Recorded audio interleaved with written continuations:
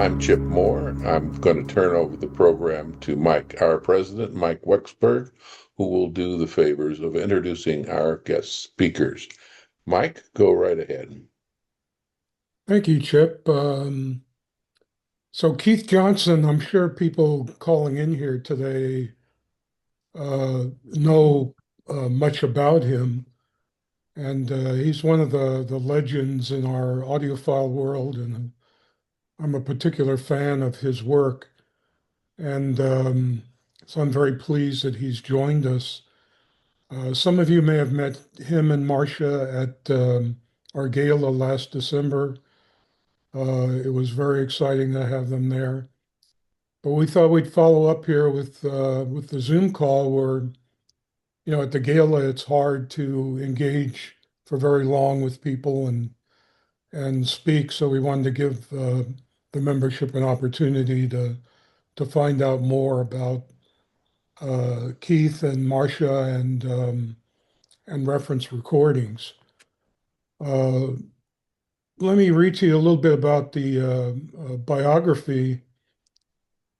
Keith O. Johnson is a pioneering audio engineer and co-founder of Reference Recordings, where he has served as the technical director, recording and mastering engineer for 48 years. Known as Professor Johnson, his career is marked by innovative achievements and a dedication to high fidelity audio. His co-founder, by the way, was J. Tamblyn Henderson, who many of you may remember from the Absolute Sound days.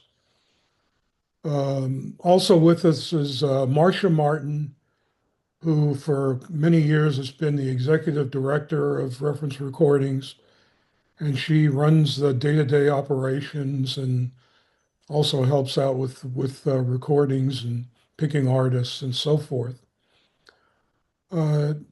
Johnson's journey began with a self-bit 3-channel magnetic tape recorder that he built in high school, leading to a scholarship at Ampex Corporation, a dear departed name, and advanced studies at Stanford University. He co-founded Gauss Electrophysics, developing recording methods and a suspension tape record technology that revolutionized high-speed tape duplication. He also patented key innovations for manufacturing optical discs. At Reference Recordings, Keith has engineered over 150 titles using custom-built or modified equipment to create exceptional recordings. His work on high-definition compatible digital, or HDCD, process with Michael Flaumer, known as Flash Flaumer, Mhm. uh, set new standards for digital recording. His achievements include a Grammy for Best Surround Sound Album in 2011, 13 additional Grammy nominations, and the Audio Engineering Society Silver Medal Award in 2008. Keith has profound interest in keyboard instruments, particularly reproducer pianos. Uh, Perhaps he'll talk about that, as well as pipe organs. His personal collection includes a Steinway Welty. Welty reproducing piano and an early Wicks pipe organ. Throughout his career, Keith Johnson has pushed the boundaries of audio engineering, leaving a legacy of innovation, technical mastery, and a passion for music. And that succinctly describes why he's so admired among audiophiles, and his recordings are played so often in our systems because they really reveal what can be done with good audio systems and help us judge how to make changes and improve things for more realistic sound. He really is a proponent of what some people call the absolute sound. So with that introduction, I think I'd like to turn it over to Keith to tell us a little bit about how he got into this business and some of his history and what he's doing these days. Go ahead, Keith. Oh my, help me. I mean, I started, uh, I love sound right from really early days of Tinker Toys, and my parents, uh, they introduced me to music and I got enthralled with that. And uh, got my had being on a autistic type spectrum, I had to go to the specialist, and I had a lot of fun with her. Uh, we played games, and I made my first recording on the cylinder machine that was there in the office.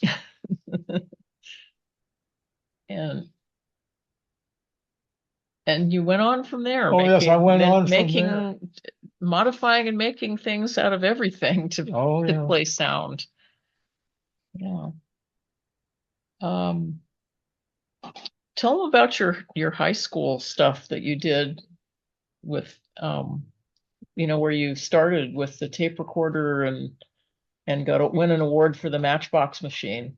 Oh yeah, okay. The first machine was the giant one. I had gobbled up Sears Roebuck parts and put it together, and it was a big, tall thing, 3 channels. And then I got interested in making recordings for Armed Forces radio. And my smaller solid state machine had that kind of ended up to that task. And I made a bar that carried another set of reels and torque motors that fit on top of it. So that machine could copy its own tapes. When I make the recording, it could copy a tape and we could send them out. And that thing traveled all over the place. How many do you think you made? How many recordings? Lots. I never counted how many, as many of them. Many recordings came off of that machine. Mm-hmm.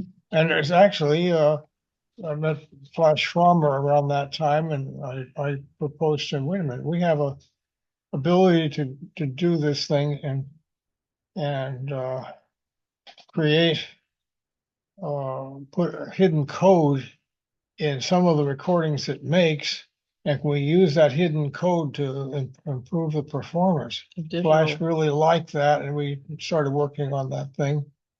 And he made great improvements at that point. And off we went.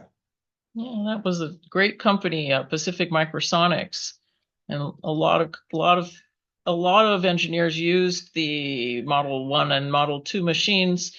The technology is kind of not used a lot anymore, but it was a big improvement in digital. But Keith did a lot before that as well, but that's an important one for sure. And it was a lot of what made the RR sound. Do you have a description of what you feel the RR sound is? Well, basically, I put it simple words. You are there, and they're here.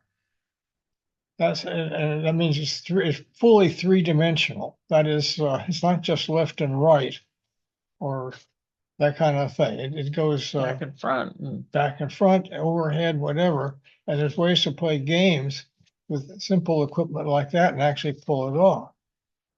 Yeah, it's always been great that Keith proved definitely that stereo 2-channel sound can be very immersive, but then came an interest in surround sound miking and releases, which has been a big thing in your life. Oh yeah. So we've made a lot of 5.5.1, or in his case, they're not really 0.1, but multi-channel surround sound, mainly released on SACD. Right, right. 0.1 is not a great word for me. That means mono, and I hate that because at that point it points the speaker, the listener, right to the speaker, and that's not what you hear or In real life. ordinarily if you're there and experiencing what's going on. Yeah, Keith virtually never uses a single microphone. They're always in stereo pairs. Right. And that's carried forward to Sean Martin, that's worked with Keith, who's my son, by the way, worked with Keith for a very long time, and now is doing many recordings on his own as well. But tell them a little bit about your typical miking, though, for a project in a hall. Oh, okay. It will have,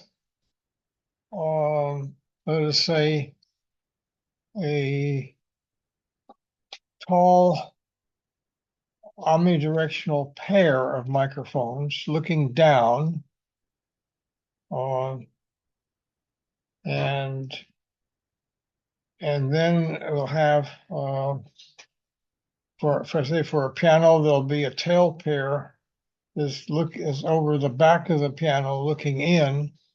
Those are likely to be directionals. And then the artist's side, what the artist hears and experiences, another pair of directionals, usually ribbons. I think the first ones were BBC ribbons, if I remember right. Now Coles. And so they're fairly simple, actually, until it grew. At that point, once it started growing, then I ended up with a wallop of surround or other speakers to go with a TV set. Yeah, to play so we could watch movies.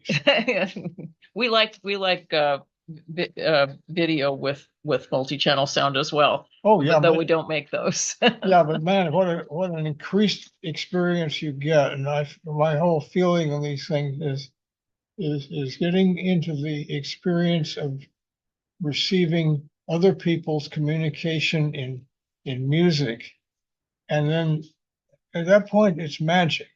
And you can learn from it. You can learn from it, enjoy from it, and sometimes you find something that you never thought would be major, like there were camera shots of people in the civil wars, for example. There they are, and there's pictures, and I was looking at what was going on behind the scenes, and then observing the most amazing, incredible architectural forms that were happening at that period of time. Mm-hmm. So that was part of the place we live now is a post and beam type house. It would have been similar to what would have been along the ocean. Right, it's like sort of like Sea Ranch, but it's a big barn-like place. It's a big place.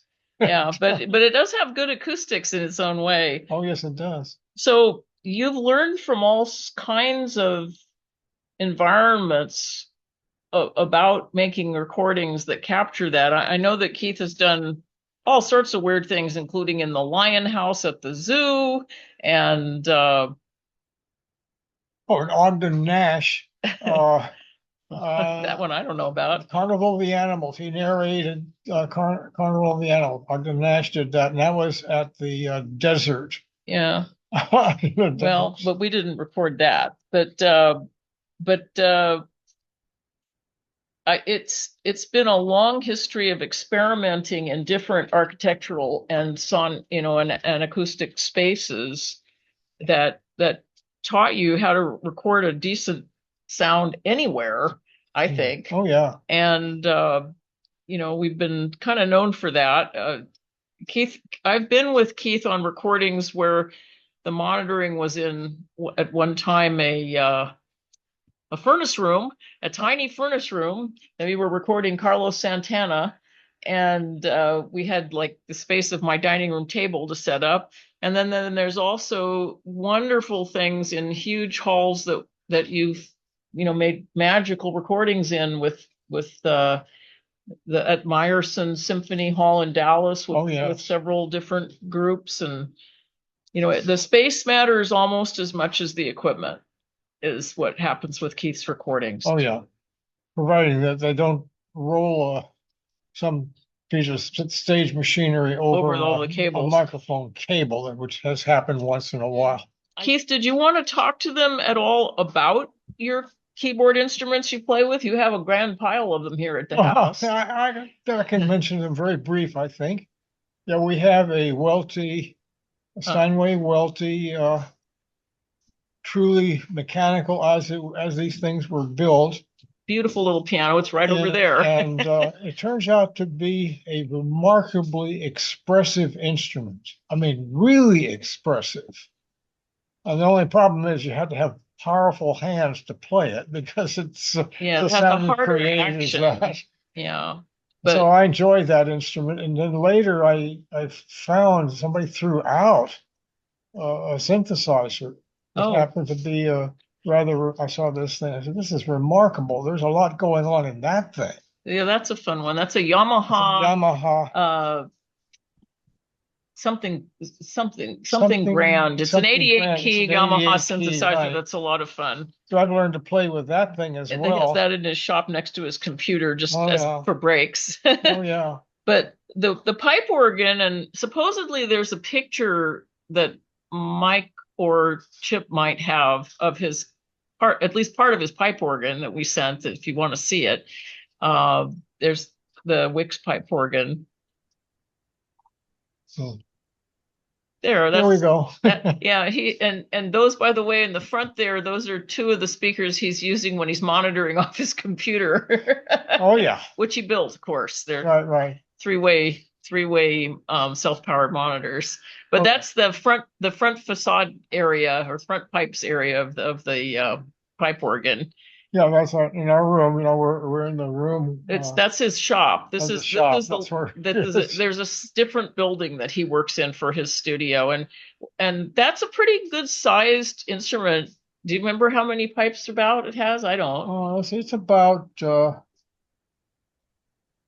9 ranks or something like that. Right, and the tallest pipe, 61 notes per rank. And the tallest pipe is the biggest one is the lowest note is 16. Yeah, because this place is like a barn. It has high ceilings, so that's what he does when he's relaxing, is plays that. Oh yeah.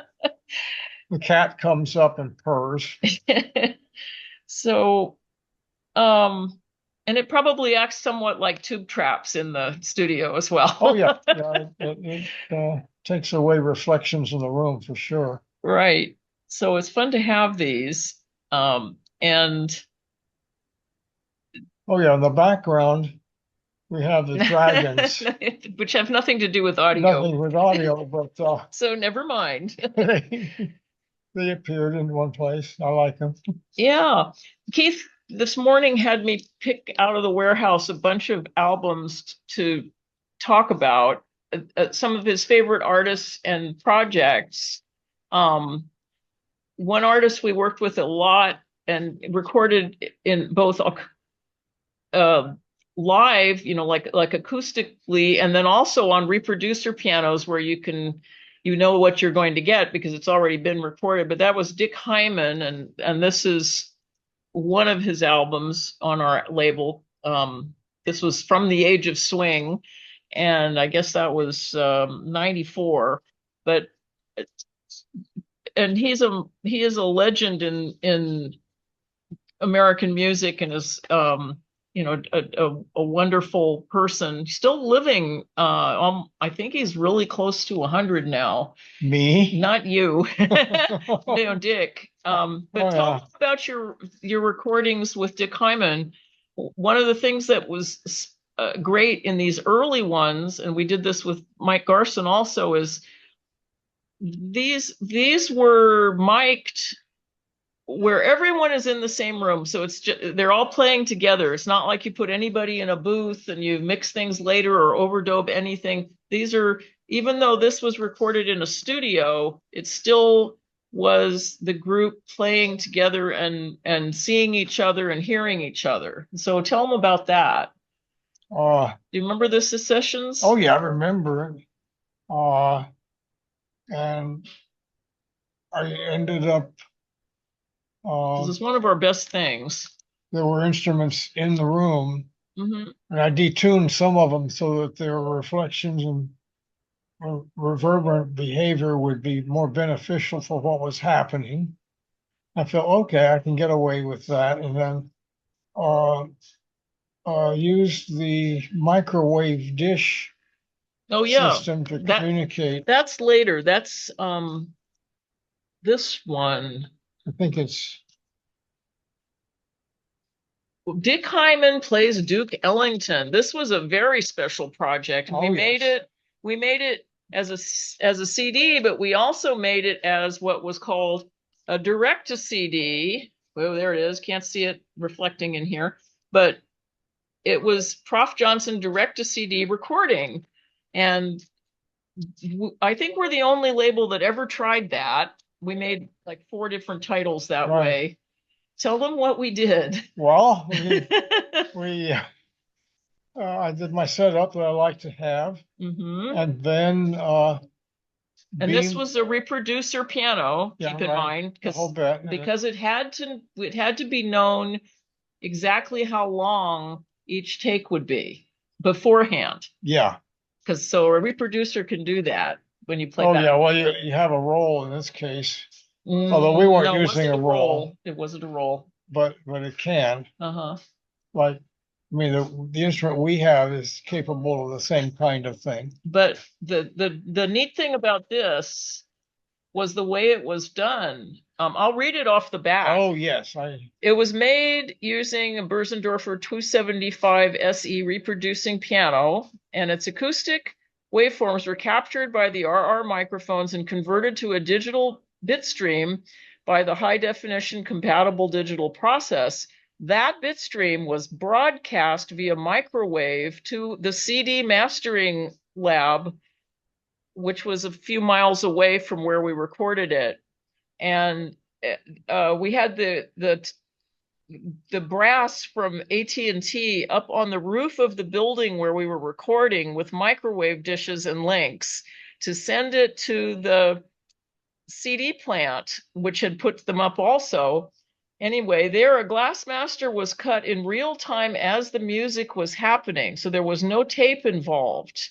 The digital information was never committed to tape or any other storage medium, and it was before computer disk reproduction anyway.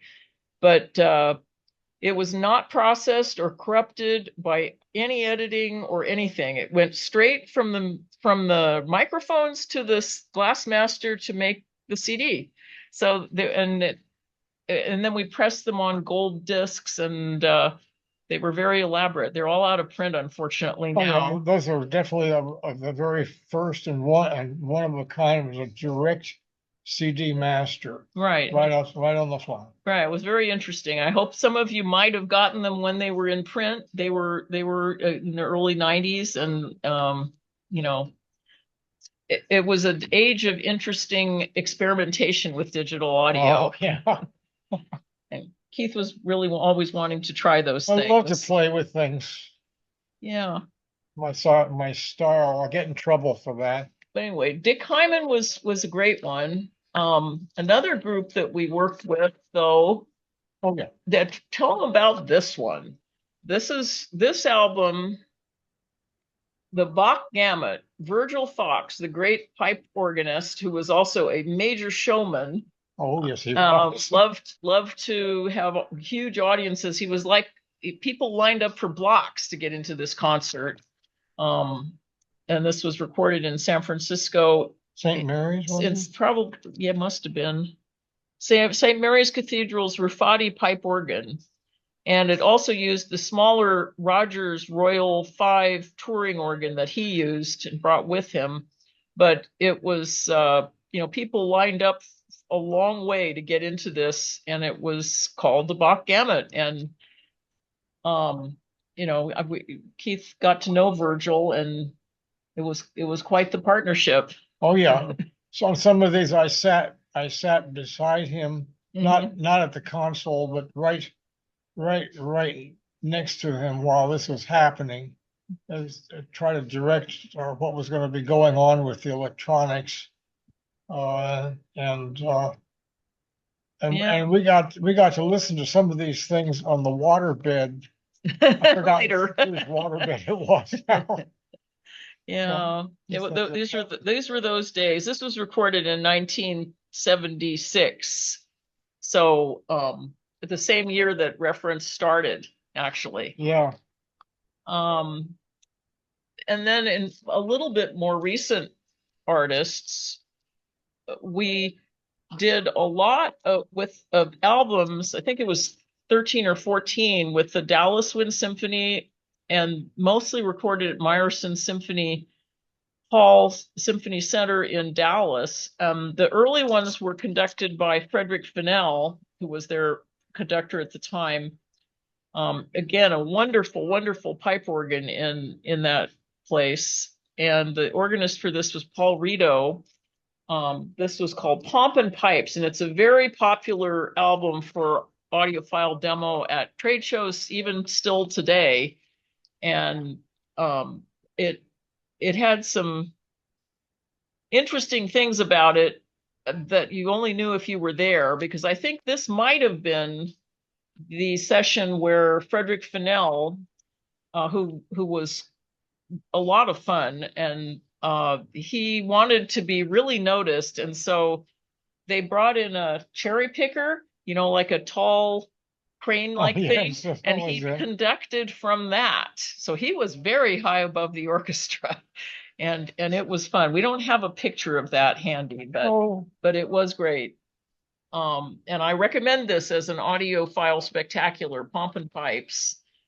So what else, Keith? Oh gosh. Well, at my age, Father Time taketh away a lot more than what Mother Nature giveth. You're still doing okay. Deal with those things. You're still doing okay. But I hang in nice. So should we talk about what sort of projects we're working on now that we are looking forward to doing soon with Reference? We during the pandemic, which was no fun for anybody, Reference Recordings moved. We bought a larger place. We'd always been in a center near our house, which is very convenient, but it was just a little tiny warehouse and offices. And so we bought a larger space, which is large enough that we're in the middle of building an Atmos, Dolby Atmos control, editing and mastering space. Plus, we will use it as a control room for a small recording space that we're putting in the back of this. It is really a warehouse, but it surprisingly has good acoustics, really tall ceiling, and lots of character, maybe from all of the things that are stacked up on shelves all over the place. But whatever, we've been playing music in it for now a couple of years and are refining it and are about to try doing a small jazz recording in there and see what happens. But that's a fun thing we're doing. And we're also working on LPs. Keith is helping a little bit with our mastering engineer, Paul Stubblebine, who has brought back the half-speed mastering lathe we used in the past. We're setting it up and hoping to both use it for mastering some new LP titles, which we know we need to do, but also perhaps doing some direct to disc in this small recital space that we have there, where we can, since we'll have music being performed and by artists who are willing to give this a try, we can send directly to the lathe and make direct to disk, and that's being done in a few other studios around. Bernie Grunman is doing it also in his space, but wish us luck. We haven't quite gotten there yet, but it's close. Yeah. And we have toys to play with. We have a rather neat was the Centennial Fair, whatever that was, the Steinway, one of the Steinway yes, pianos that was piano. there. It's one Yeah. of those. It's Right. there. We can play it. It's been fluffed and voiced and made to work again, and we're going to use that for our piano. It's a beautiful, beautiful Steinway piano from the period of the World's Fair in the 1870s. 1870s or something like that. It's kind of ancient, but it has a lot of soul in its making. Right, and it plays beautifully. So yeah, we have that instrument. We have a lot of other things in there to play, so it should be fun.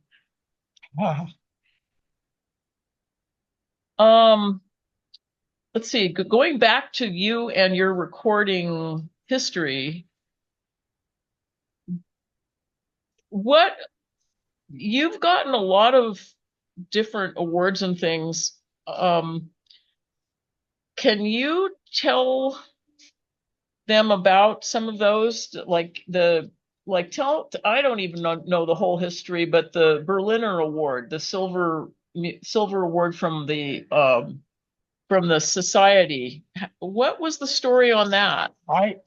Here again, my memory is bad. I'm not sure. That was the Audio Engineering Society Silver Medal Awards. Yeah. It used to be called the Berliner Award, and I think it's the one that Ray Dolby got too. Yes, right, exactly. I remember that. But anyway, they're very, very nice thing. Very, very prestigious. And I'm really proud of Keith. Keith has worked very hard his whole life. Oh yeah. By the way, another one that was kind of powerful for me anyway was the miniature precision bearings. They made little ball bearings that were used mostly for aerospace work and things like that. And I like to make recordings, and so I made a recorder, which I call the Matchbox recorder. Yeah. And so it could make a recording. And Popular Mechanics magazine spotted that thing and made a big to-do about it and so forth. And that's when Sherman Fairchild got interested. Mm-hmm. And then I started designing. There were machines that could be sent out in a suitcase. Very small recorders. And they had capability of recording several tracks of video. A lot of power, recording power, and something you could carry. Well, those happened to fit nicely in the spy planes. The bomber. What was that? It were spy planes. The spy plane. Yeah. Some of his stuff ended up. It ended up one of the surveillance planes. Pieces of that machine were out there and so forth. But yeah.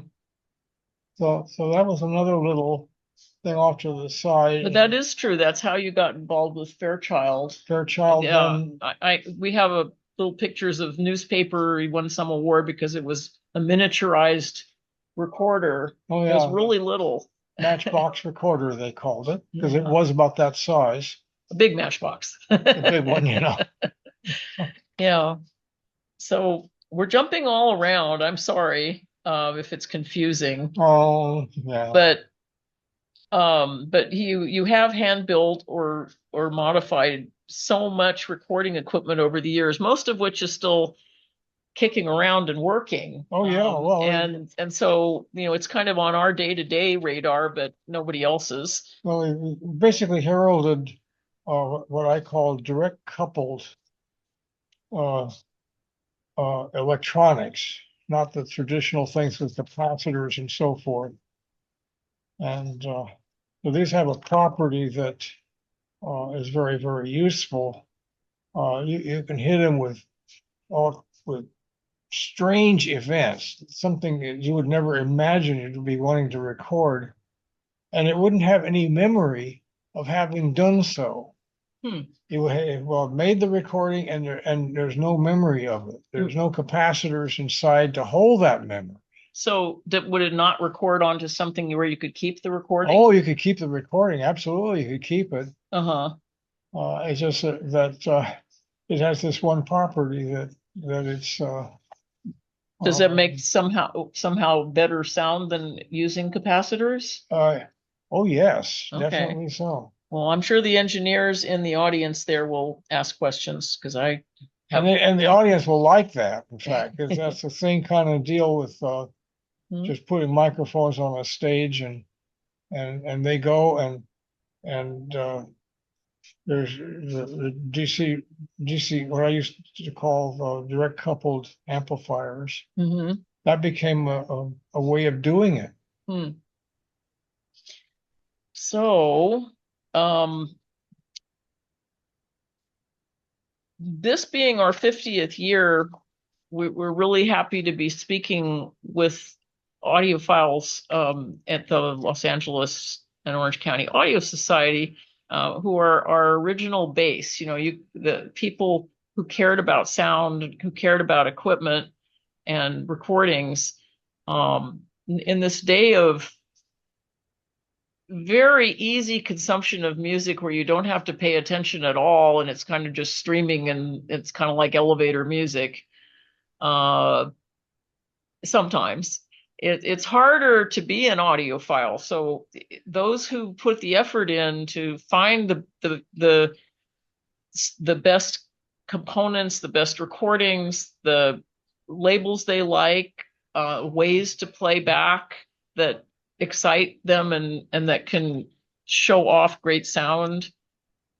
Boy, you folks are special and very appreciated. You're the base of many companies, I'm sure, but certainly Reference Recordings and certainly Keith Johnson's whole career. Because Keith, besides being a recording engineer, had a very long time of being a loudspeaker designer. Oh yes, and a very long time. Thousands of them were built. Yes, they were, and a long time of doing things to do with the tape duplication industry and working, I guess, with other like the Westrax and companies that made things to make records and cut LPs and that sort of thing. You know, it's been kind of a well-rounded group of things that he worked on. Oh yeah, I had fun playing. Like the backside of the Stanford linear accelerator. I used to play. There was a small tracker pipe organ back there. I used to play that thing. I loved it, and then I would do other work, technical work on the field as needed. And got to use the shop there, which meant you could manufacture all sorts of cool stuff. I'd learned how to run a milling machine and a lathe and the various and large machinery to make parts, and then running large power things like that. When you got your degree, you learned how to put a power station online, for instance. Oh yeah, that was one of my tests was to put a power station online. Oh gosh, help me. Talk about, just don't make any mistakes. No. The transformers, if they explode, make a horrible mess. Yeah, they sure do. But and these days, I mean, lately, what's the most important thing? Would you say it's all the surround sound mastering? What's the most important thing you're doing these days? Well, I'm doing things that are trying to keep the same picture of you are there or they are here going. I think that's a powerful statement. And so I'm playing around most of the time futilely. but But, not entirely but true. not entirely. I mean, I do have a system that runs and plays and does some things. Yeah, we as I said,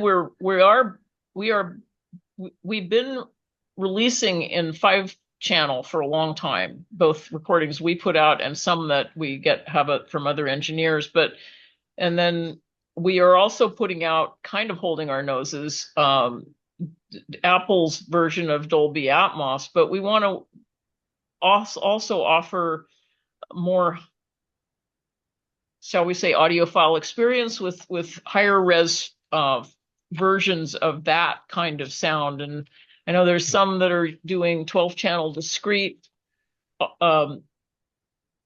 surround sound, and there's so few people. It's not, at this point for us, we don't think a viable product, but it's certainly something we're learning about, and we really appreciate many discussions with others in the field that are really into that, like Chris Conacher. Some of you might know his site and company.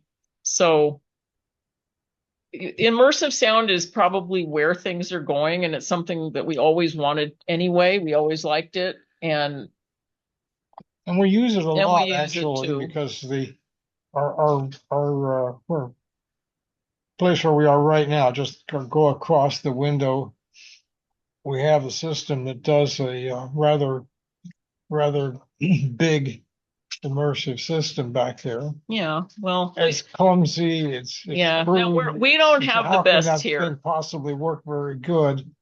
But you couple it with some of the movies that are made. Yeah, video is doing a good Wow, job. do you get an experience out of that? Video is doing a really good job with that. And Sean Martin, who's our, as I said, my son and Keith's teammate for many recordings, he has a better system at his house for actually doing Atmos and surround mastering, and then we're building the one at RR. And he also works at Skywalker, so he can experiment with what they have there too. So we do want to do 2-channel recording still, because they can have wonderful imaging. And we've even messed around a little with binaural or other special types of surround. But we'll just have to see where the desires of the audiophile community and our marketing take us. Right, but I'll tell you one thing, like in our little room, we have a very good screen, and we get to watch things like Civil War, who knows what. You know, he likes the And American Revolution. Tracks are made, and there's no question about it. There are magical moments in the soundtracks that go with the picture we see, and that's a powerful experience. There's no question about it. Yeah, I'm sure some of the other people I see other engineer names there have done more movie sound than we have, and might chime in on that later. Oh yeah. Yeah. So what have we not touched on? Oh We gosh. have like a few minutes to talk still. Oh. We would like very much to see you all again. It was fun at the gala. We intend to also be at some of the Southern California shows, most likely next year, and we'll have to set up some kind of an event where people can come and listen to the new things, and maybe chat with Tam Henderson and Keith if they're there, and if we're still there at that point. I mean, well, I'm definitely dealing with the father time problem. I'm saying, well, you're doing okay. My memory is going away, and you're doing okay. In some way, I managed to. Some of it's baked in. Oh man! But anyway, we Mike, do you have any things you would like to Keith, to discuss that we are missing in this rather jumping around discussion? Well, I was going to wait for some of the questions, but uh, uh, Marcia, you sent along some potential areas to talk about, and uh, Keith has already talked about some of his recording techniques, but I think the crowd wouldn't mind hearing a little bit more about that for different situations. Hmm. Um, Okay. give us some more examples and what you do to figure out what sort of setup you're going to use as you go from one venue to another. Okay. So did you get that? That No. he thinks that and I think so too. Like if you wanted to talk a little bit more, maybe start with the what we have about what do you use most, like maybe 10 pairs of microphones at most. It's about something like Right. that. And then I think one way to approach this, he was interested in, how you decide the configuration for different things, and it certainly is different for depending on the musical forces. But tell him a little bit about your experience recording orchestral samples, because that's like that. He has this great notebook of all of the miking he did for one at a time instruments that were used for East West. Oh, yes, right. Because Keith did the recordings, the early ones. I think there's other later ones that were other people, but the first ones that kind of put East West on the map were recorded, I think, at Benaroya. Yeah, Benaroya Hall. And I've been fascinated and passed it on to Sean as well, saying this is like, gold, showing which microphones were used for what things and how they're and used. how they were used, and high mics over the drums and how high were they, and and then also Keith could tell you a little bit about his own microphones and how he made them, because they're very special. They were hand either modified or built. So I use the term spark calibrated in most cases. And then I'm avoiding the electric type things, which electret type things have some complications and difficulties. And this puts us back to the old days of microphone building, when there were amplifiers that well, and you built all the preamps. I built the preamps for each microphone. For those things. And what was inside the microphone was an electret type construction. Well, that gives you infinite bass, actually, if you could use it for something. And I always feel that that if you have the bottom frequencies that are in the what's the word? There's a name for that bass. It's a infrasonic. I think it's called. Yeah. Right. It's something you feel more than you hear. Mm-hmm. And it's part of the experience. Mm-hmm.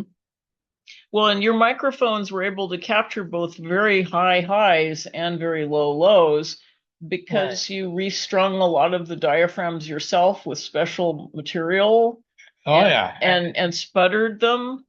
And also had great help in Santa Barbara, where I was consulting, and there was a lot of physics work going on there. Oh. And there was a couple of the people there that could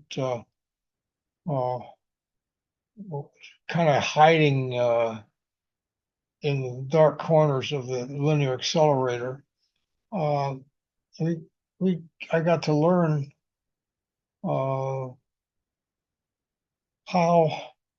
a microphone could be built from the parts you can get. There maybe there will be hearing aid parts or who knows what, but they'd be put together, and they're going to have some of the infrasonic properties, and then the ability to have some meaningful pickups, say 30 feet away from a mono, just a normal non-directional microphone having very good pickup and detailed, like 30, 40 feet away from the performer. Right. So that is another hallmark of your recording. Oh, yeah. Very, very unusual to do really close miking.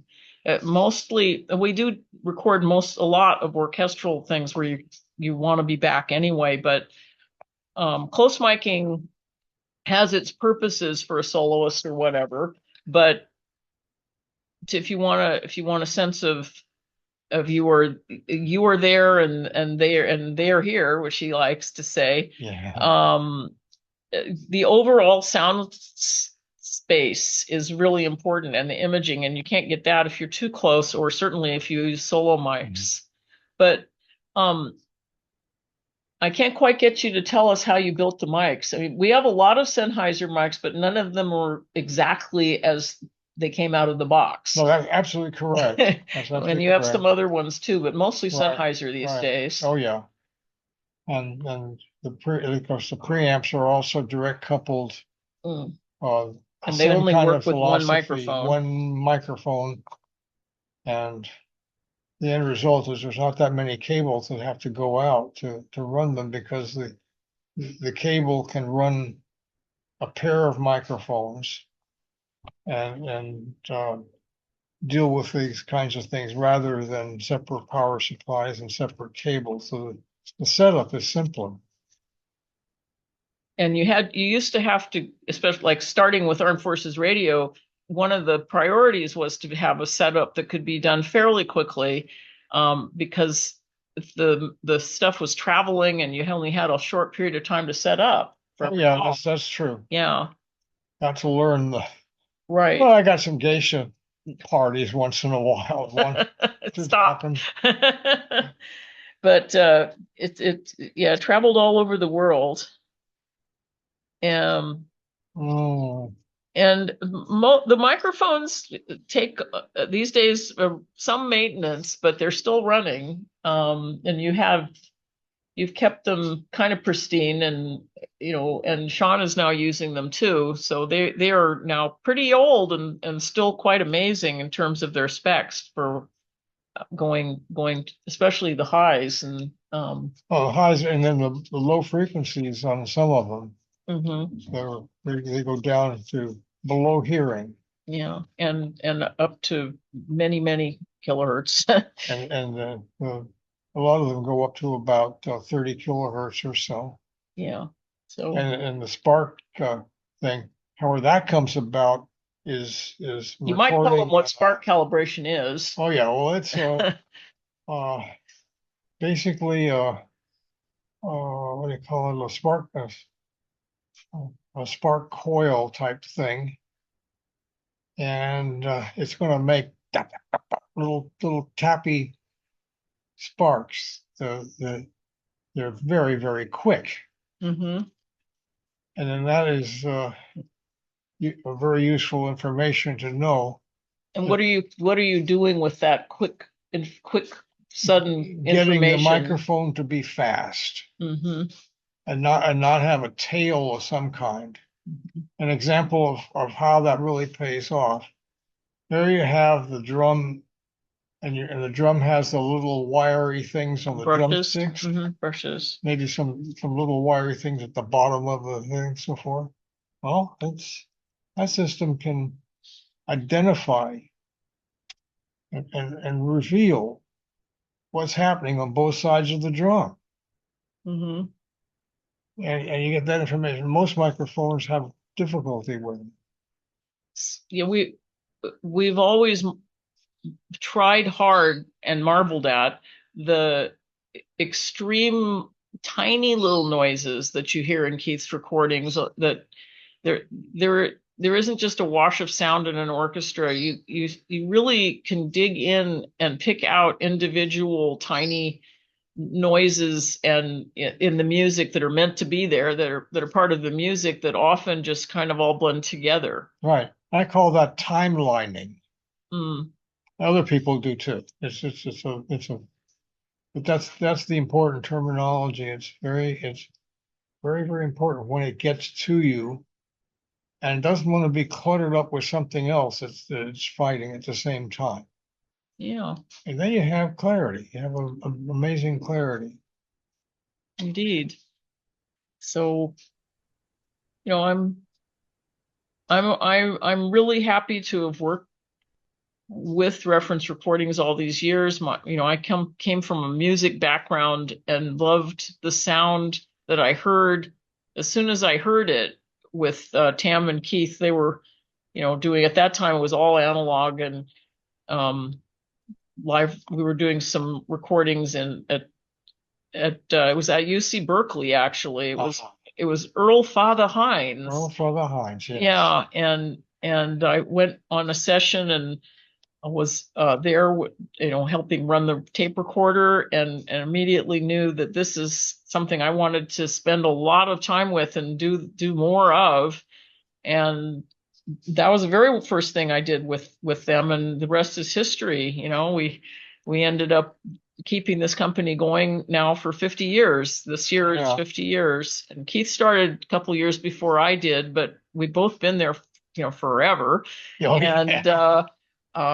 And still doing it and trying to bring the second generation in now. But we have a son together that's running a lot of stuff in the office and hopefully little learn my job. And Sean Martin has become a pretty well-known engineer on his own and is doing a lot of ours. So we hope that reference recordings will continue past the time when we can run it ourselves. Oh man, the time is the problem. Yeah, well, it's still going.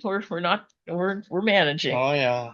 And we appreciate all your help in both. We get a lot of customer comments and questions, and we try to get back to people, and we learn a lot from you too. So This is Chip jumping in. I promised you guys a break at about 2 o'clock, and we've come up on the timeline for that. So let's take 5 minutes away from camera if you need to. Hello again. We're glad everyone is back and ready to go. You guys have been looking at the questions that have been in chat. Would you like me to read them to you or ask them directly? Go ahead and answer them one at a time. I like the first question is which zoo you're talking about. Which zoo? Ogden, and Ogden Nash is his favorite poet. Okay, the zoo you recorded at the Lion House was San Francisco, wasn't it? Yes, it was. San Francisco Zoo. Yeah, it was. And they roar a lot. And they like to roar. Now they're not allowing people in that zoo house anymore, unfortunately. Interesting interview in a car in 1984 CES Gordon Holt. Oh yeah, there was a stereo. We have a printout of that. I've forgotten about it, but that was it was an interview. Was that with Keith or Tam or both? I don't think we should pull it up and read it right now. That's good. Okay, other recording engineer Keith admires, past and present. Can you remember? Names are hard to remember sometimes. Yeah, because they have their abilities in certain things, and they're better than I can do. Yeah, but we've worked with a bunch of some of the people we've worked with, and we're like Doug Sachs and Lincoln Mayorga. Oh yes, definitely Doug Sachs, Lincoln Mayorga, and did a bunch of recordings that involved Bruce Leak. Yeah. Who wasn't super famous but was very helpful to us. Yes, he was. I mean, there's lots. There's the famous engineers at Telarc, Renner, and lots and lots of famous engineers. But I didn't do too much with them, right? We when in our LP work, we did work with some of the greats, Doug Sachs being one of them, and then also Stan Ricker. Stan Ricker, and who was the one that was really the MoFi, whatever it was? Well, Paul Stellovine did a lot with MoFi, and so did Yeah. Stan. Yeah, no. No, actually, yeah. I mean, you're the what's his name at 2L? Oh yeah, yeah. Um, 2L. sorry guys, just names are escaping us, but he wins immersive sound all the time. What's his name? Yeah. Somebody shout it out. But anyway, there's a lot of great engineers in the world, and Oh yeah. have learned from all of them. Okay, so please discuss his mics, and we did discuss the mics, I think, enough. If you disagree, put in another chat question. The preamps, which I should have brought one, whereas there's one in his shop, I could run and grab it, but his preamps are very special, and he can probably tell you what sort of devices he used in the front end of his mic preamps. Okay. They're basically NPN, PNP, silicon transistors. They may be either in metal cases or plastic cases that depending on partly on just what their purposes happen to be. And they're generally planar construction inside. Not all of them, but most of them are planar. And let's see what else this makes them be. And the preamps were all designed at different times, as were the microphones. And and it's written on them which microphone they go with. None of them are interchangeable, so they're all a little different. Oh yeah, definitely they are. Yeah. So bipolar transistors and not JFETs? Both PNP and NP and NPN and so both types of transistors are used. They're generally planar.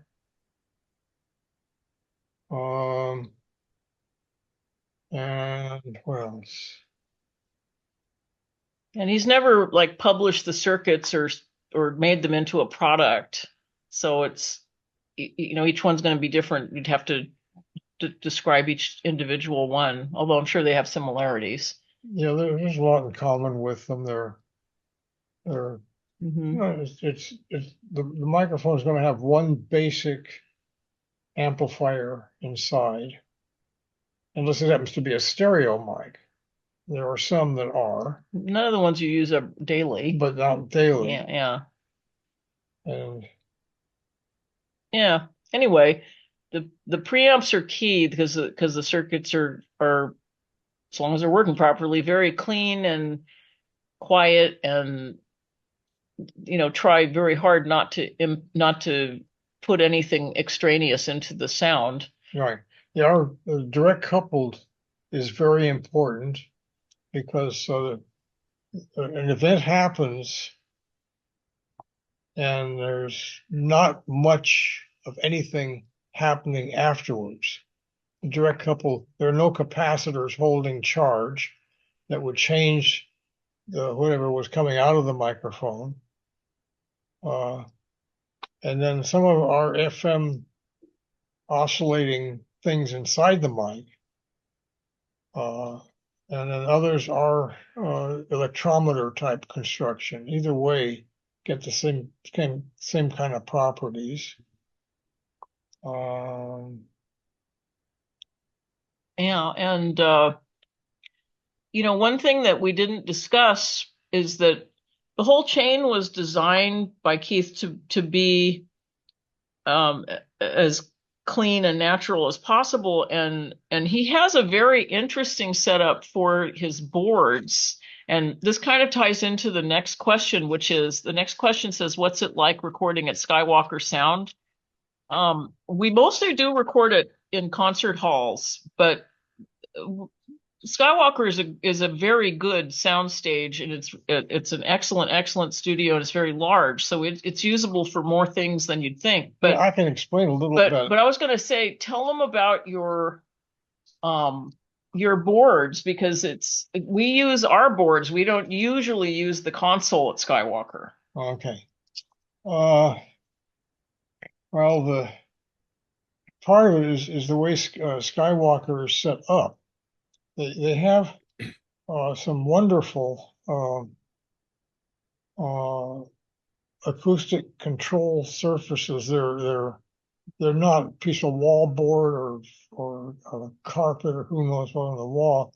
These things are built out of many sizes of wood, Mm-hmm. and they've been calculated to not have frequencies that you might hear and understand that they are a frequency.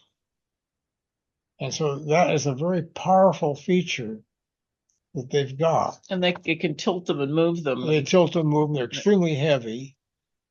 And they're they way have up that on the property. walls. They don't change they don't have a way of way wall boards or carpets or anything of that nature work. And that's their plus point. Yeah, but yeah, it is a very tunable space, and in lots of different ways, and we've done quite a lot of recordings in there. It's especially good for a smaller, like a jazz trio or a blues singer. I did some booth thing. Well, one of them was in the drum booth. Right. I say, how can you record something like that in a drum when booth? he says in the drum booth, he doesn't mean the artist is in a drum booth. He means we set up our whole recording system in the drum booth, and then the artists are out in the hall. They're out in the hall. Right. They're taking advantage of these quiet spaces. Special surface. They're very heavy moving. They're not a panel. They're a system of hundreds of pieces of wood that are adjustable, different heights and so forth, to get the acoustic they want. Yeah. But really, at Skywalker, we find it very versatile. They also have a huge collection of microphones and other useful pieces of machinery that sometimes get used. Oh, yeah.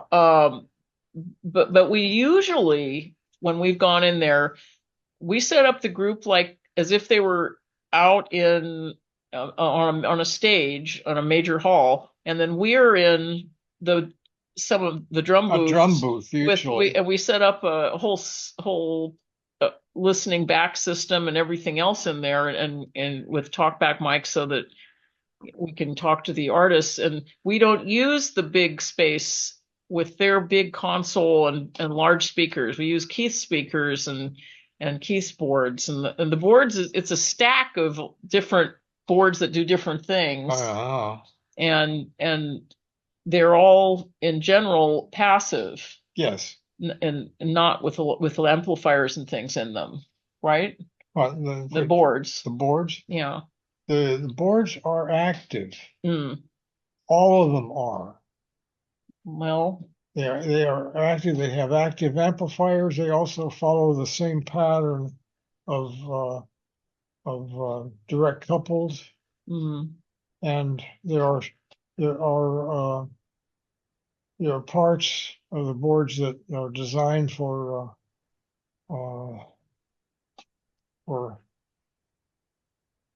what's the word here?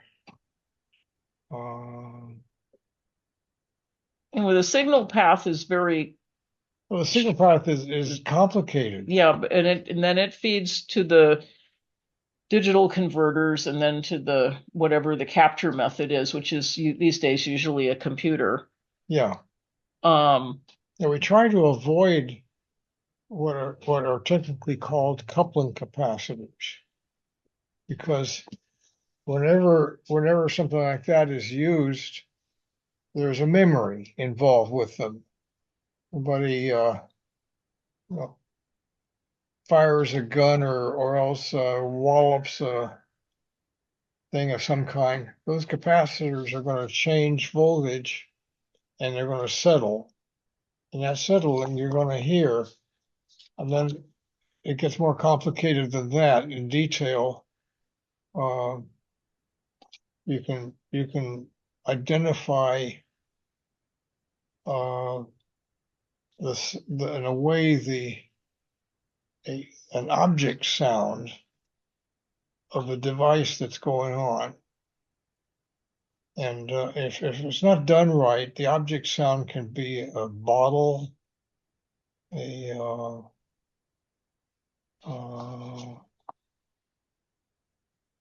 objects we know. You can hear sounds like a thumping thing, a bottle, or a jug, right? Um, Speakers, especially, you a can bunch of note other that things thing. like that. Yeah. And the reason those occur is because an artist will use those cues. That's the clarinet. I need to amplify and balance the clarinet. The only trouble is that in the balancing process, they're creating a wrong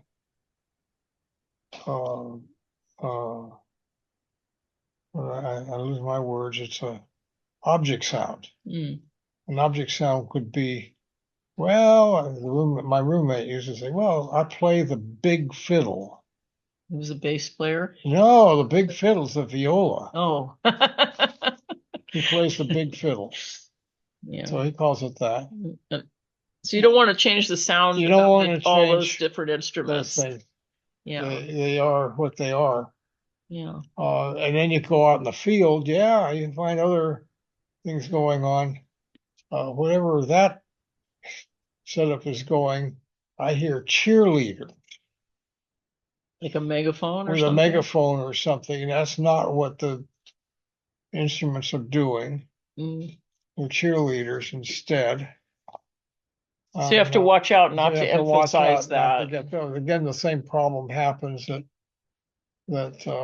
it's easy to mix something like that because they stand out as being what they are. They mix in easier, but man, you pay a price for that. Mm. Well, let's see. So we've got Skywalker sound, which we like to do. We like to do both. Do you believe that immersive sound will catch on for music? Well, it has. There's two markets for immersive sound though, and one of them we haven't done very much with, which is the Apple spatial Dolby Atmos, which is a headphone mix. It's not really meant to be played back on speakers, I don't think, which is kind of bizarre to me, but you do get an odd 3D sound. Keith, what we talk about as multi-channel immersive sound is more like what you make when you make a surround sound recording and it's then released in a format to play back on a whole lot of speakers. Yeah, right. But it can be done where you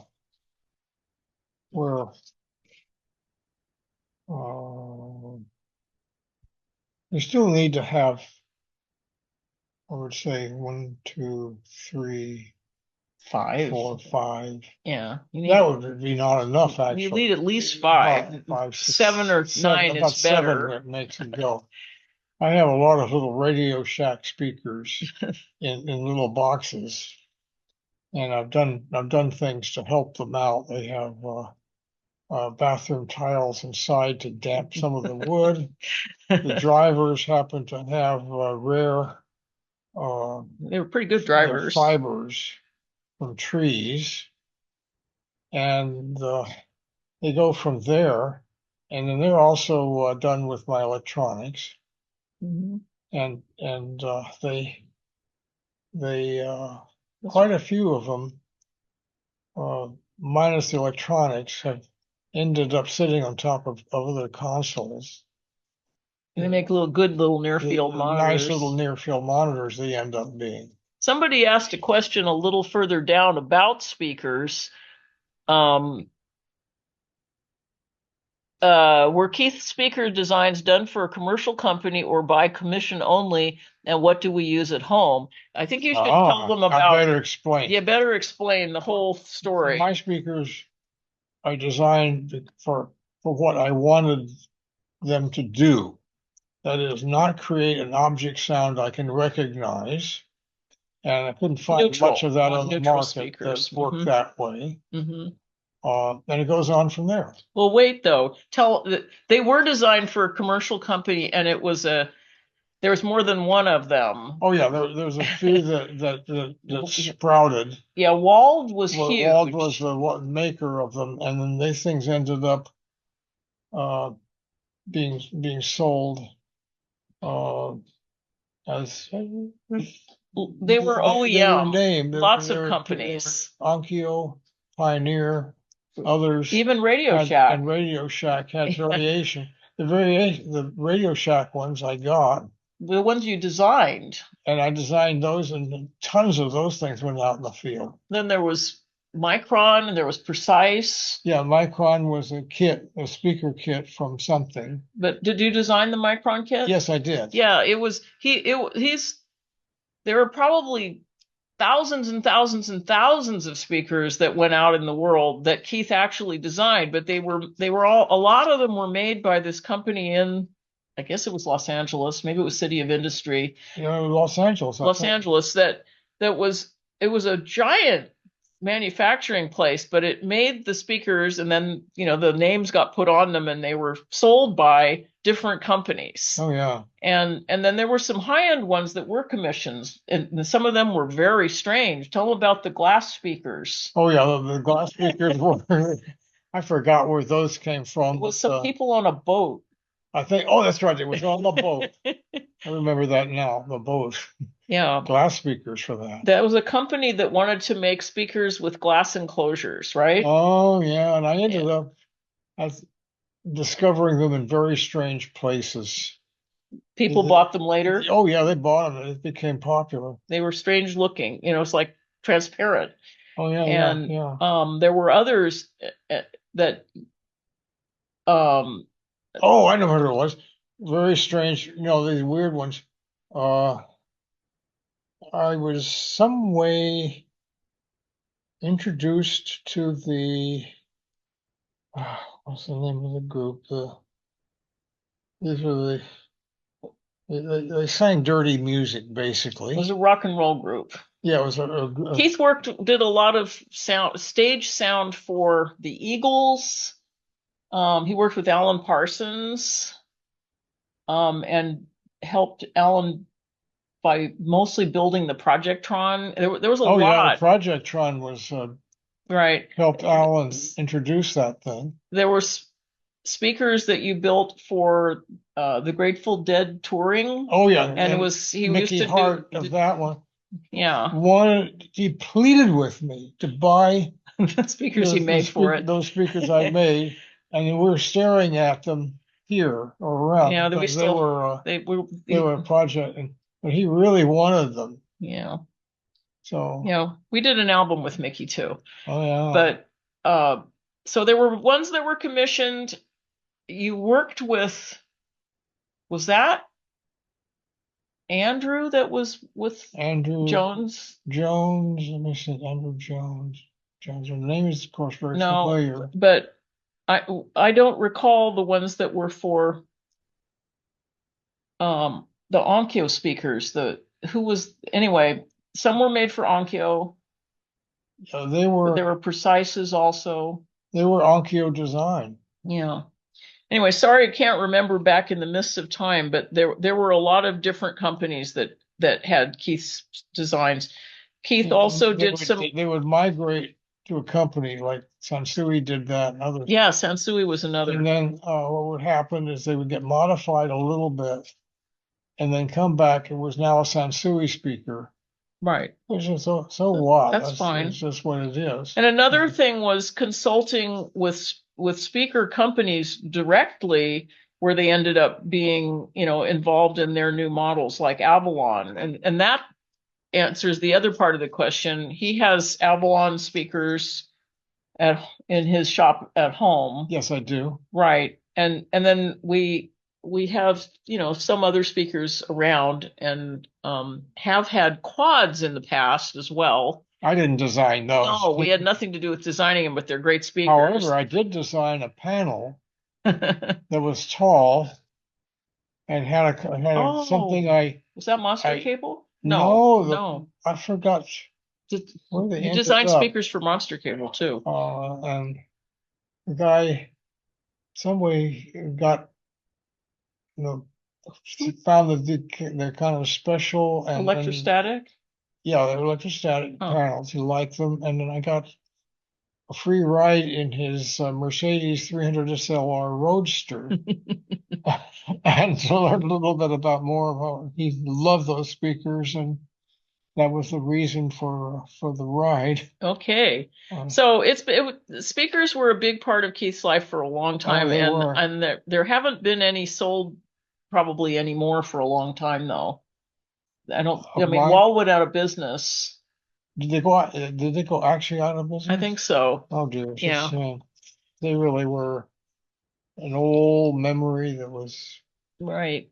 kind of dear to me. So yeah, I think, but you had fun working with Avalon. Oh, I did, yeah. And we also worked a little bit with TAD. Oh yes. Right.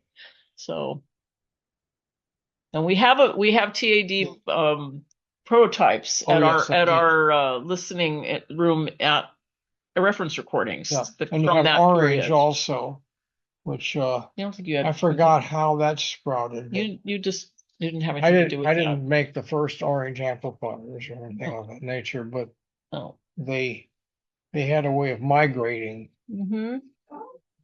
Okay, keep going. Mort Lindbergh, thank you. Oh yes. That's it. Okay. That was it. Thank you very Okay. much. That's the 2L. Yeah. Okay, the spark makes an impulse sound for testing. Basically, yes, absolutely correct. Yeah. Okay, Lindbergh's. Yes, Lindbergh's. That format, Lindbergh's Oro 3D mixes are astounding. Shame that format didn't quite make it, although his Atmos mixes are also great. I would agree, and I'm sure Keith would also agree. Thing is that we haven't done any discrete Atmos. We're experimenting right now with using some of our masters mixed into True HD Atmos MKVs, and there's I think the MKAs as well, and we've just started putting those on our website, and they are also available at Native DSD. Native DSD is kind of our partner that is pretty much the only place that DSD recordings that are released by our company, they were recorded by Soundmirror mostly for our other sub-label called Fresh. And so those are all DSD, and Native DSD used to only sell DSD recordings, hence the name. But they, some years back, changed to also offering very good PCM recordings in high resolution, such as Keith's. And I think we were the first ones that they put up. But so they're a wonderful partner for us, and they have some nice engineers there, and so we've been experimenting together in this the immersive sound with True HD Atmos MKV packaging, envelopes. Oh yeah, and to bring it all along the side, our monitor is big, and it's an OLED screen, which are rare and very expensive. Yeah, well, but that's the video. That's different. Very fine video picture, which helps the whole thing too. Yeah, it's all a package. Yeah. Was the immersive diffraction panels? Wait. Tape questions. Okay. You have talked about how the signal is, quote, stretched by going past the tape head, have newer tape machines that use higher output commercially available metal oxide tapes any better than the old standards? We haven't been recording on analog tape for a while. No, and I couldn't answer. I don't know. Mhm. And Pete Basil asked diffraction panels. Oh, are you asking probably about Skywalker? They're Yeah, kind of like that, but they're, with lots of lots and little lots of pieces cubes of of wood wood and sticking out and stuff. Yeah, staring at you. that's a common technique. They're just, and many studios do have them, but they have some really complicated ones and ones that fit in with their room and can be moved and are large and can be tilted. Good new message.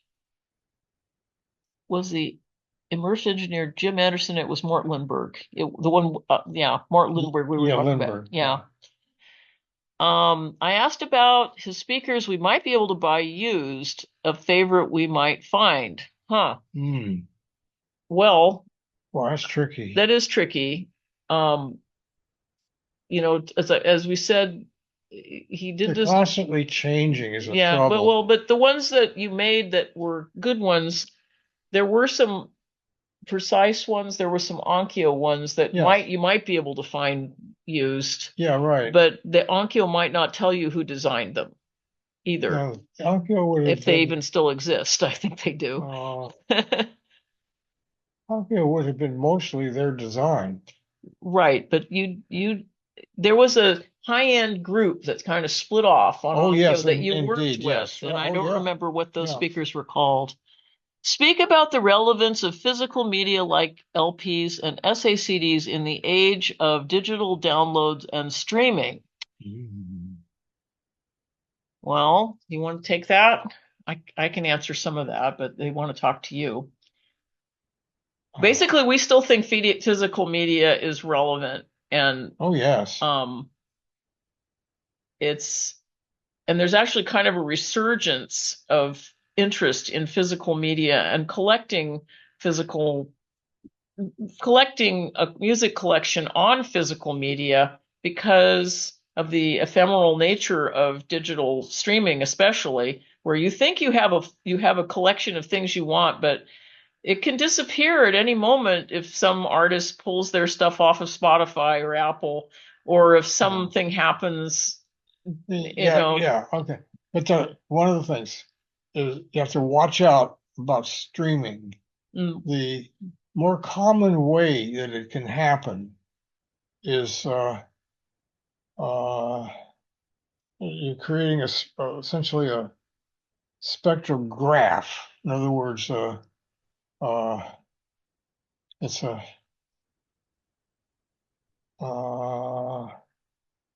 you have a spectrum analyzer, and then you're showing the spectrum analyzer, and you're using that spectrum for streaming because it happens to be less information than a digital file would have. Easier to make them and so forth. The only problem with those things is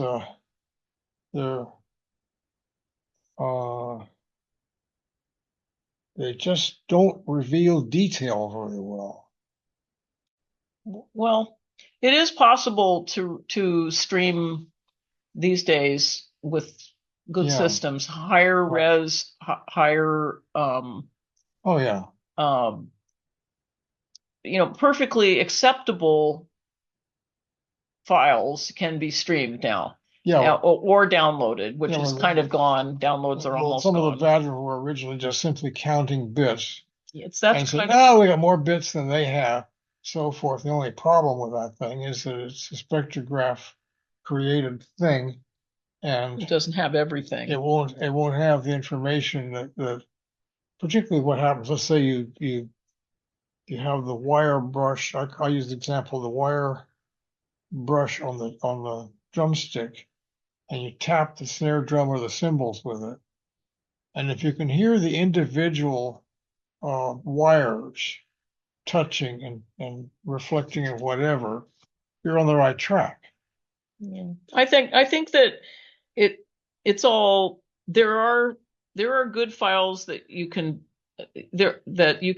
stream. It's easy to not have that depending on the device you're using, but you can have very good quality music electronically done by streaming, but you don't actually have anything that you can know that will be there in the future. And also, you usually don't have as good a quality, at least, of a booklet or a cover or information about the recording, So, we certainly do believe that there is a place for physical media in pretty much all audio. And LPs have a different sound, of course, because of being an analog medium, and often sometimes cut from analog, sometimes not, but it's a mechanical process. It's very, very different, and you can't reproduce that electronically. So an LP is a different playback format that's very, very different. And there's a place for that too. And we have many of them and have always had LPs, and we'll have more. Yeah. Let's see.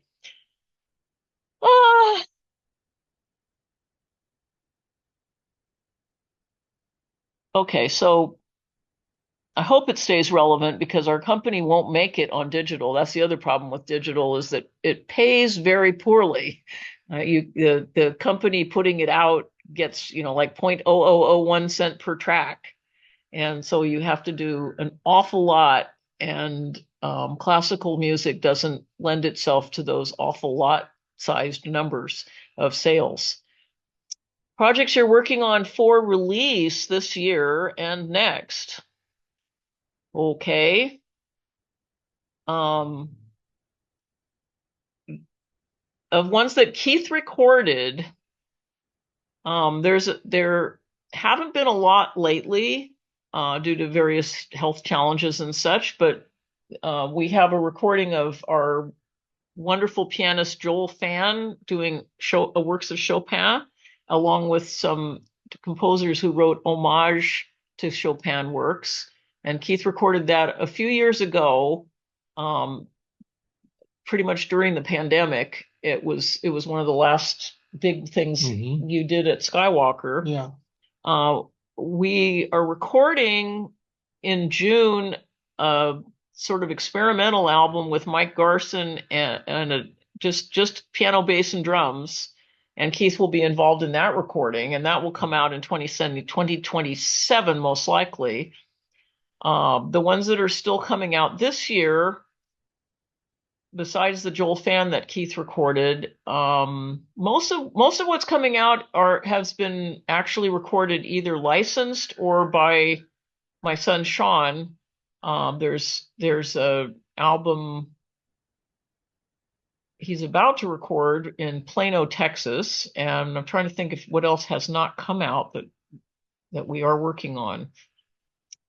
There is a recording that Keith worked on too. It's the one with it's piano and cello. Oh yes. It's American works for piano and cello, early ones like Amy Beach, and you'll see that in October. And I think we have about 6 albums left to come out this year. I kind of lost track, so I'm working on the ones that haven't come out yet. But watch reference recordings, because we are putting out more albums this year than we've put out in a year for a very long time. I think we're going to end up with about 13 or 14 titles for 2026, and then we will take a rest in 2027. Maybe go back to our 4 to 6 a year kind of thing. And we're hoping that with our small recording space at our own building, that Keith will be able to do more, and even do some, as we said, direct to disc. And I'm plumping for direct to 2-channel, which used to be a specialty of his, where what you hear what you get at the session is exactly what you put out, and with, you know, with very little editing and changes, and not mixed and mastered to death. It's kind of done at the session. Everybody's happy with the sound, and that's how it ends up being released. That sounds like a good start. Yeah. Oh, okay. I think we talked about awards. This is, which of the numerous awards you've received are you most proud of? I know you love your surround sound Grammy, and that is the only Grammy that Keith actually got, but he has 13 nominations for engineering in addition to that. Plus, we have many wins and nominations for albums he recorded, but they didn't go to him. They would have gone to the artist. When will the first LP on your own lathe come out? That is a good question, and it should be this fall. We have two in the works, and we're right now working on an amplifier that, remember about tubes? Well, the tubes on this one blew up, and so the mastering engineer Paul Stubblebind is building a new amplifier, solid state this time, to take the place of the one that doesn't work. But so it's delayed things just a touch. Well, the 6L6 gets replaced by the 807, if I remember right. I don't think so. Anyway, we expect to have two new LPs this fall that will come out on our own lathe. And the lathe is really close. We were doing test cuts when the amplifier blew up, so it will be fixed. Yeah. It says what measurements diagnostics. It's do you got rely some on, if any, and when is listening favored? Listening favored. Favored vice measurements. Oh, favored instead of measurements. Mhm. I think you always prefer listening rather than measurements when you're mastering and both. stuff. Mhm. Mostly like the when the recording is made, that's the listening, and then the first time is more measurements related. And I've been applying it in strange ways, and sometimes it works. Most of the time it doesn't. Are you talking about like for mastering? Yeah. Oh. Well, you have to do both, You have but to do both. So I end up with drives, a lot of drives sitting at the computer that are whirling away, and then they will load and play what's on them. Keith's got a lot of test tones that he uses too. Oh yeah. But I think more what he was thinking about is if you've recorded something and you're, getting it ready for release. Yeah. Are you relying more on listening or on measuring? Actually, both. Okay. I guess that's your answer. Yeah, definitely both. They tell a lot, both do. Right. There's one more in here. Describe a session that went sideways. Oh, there it is. Were there any lessons that were learned? Any never again rules? Yeah, I see. That came down a little bit ago. Oh boy. Can you think of a session where everything went sideways? And well, I can think of one, but it didn't have to do with engineering. We had a session where we recorded at Mechanics Hall. Oh, yeah. And the problem was with the piano because somehow the decision was made to retune the piano to a different. Oh, then you're in trouble. Right, and it wouldn't hold. It wouldn't hold. And we got, it just took, the session was derailed pretty seriously by the fact that the piano, the piano that was no longer tuned to A whatever 440 that it was probably close to, it was a recording of earlier music, and they wanted to change it, but did it in a way that the piano would not stay in tune, and the whole thing just took forever. So that was decision that we made that we would not do that again. Mhm. The other things that have gone wrong were usually Keith was really marvelous at solving every problem that came up. He was like he'd be scurrying around and fix whatever it was, and we barely knew that there was a problem. We had one we couldn't solve. There was a bad storm in Dallas, and we had equipment going out to record the Turtle Creek Corral that did not arrive, and it just didn't arrive like for a week. That session had to be postponed, but it wasn't an engineering problem.